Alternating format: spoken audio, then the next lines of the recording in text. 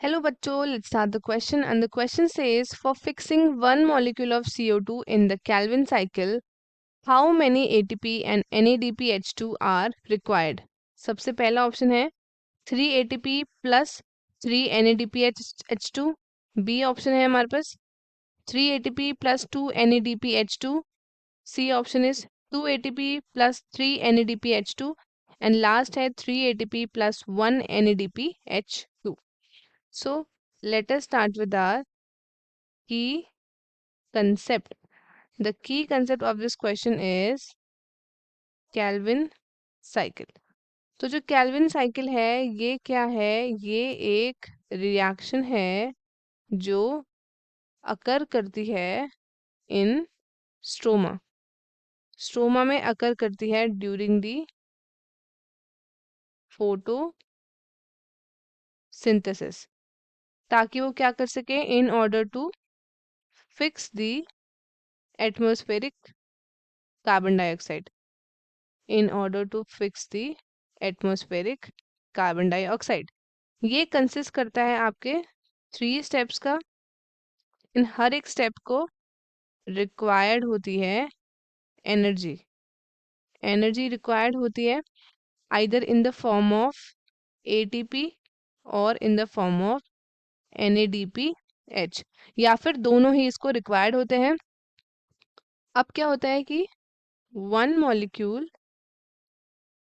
Molecule of CO2 ये आपका fixed होता है इन वन साइकिल।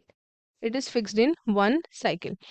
अब हमें एक मॉलिक्यूल फिक्स करने के लिए one molecule of CO2 Calvin cycle में आपका 3 ATP एंड 2 NADPH2 रिक्वायर्ड होता है। एक मॉलिक्यूल ऑफ CO2 के लिए 3 ATP एंड 2 NADPH आपका रिक्वायर्ड होता है।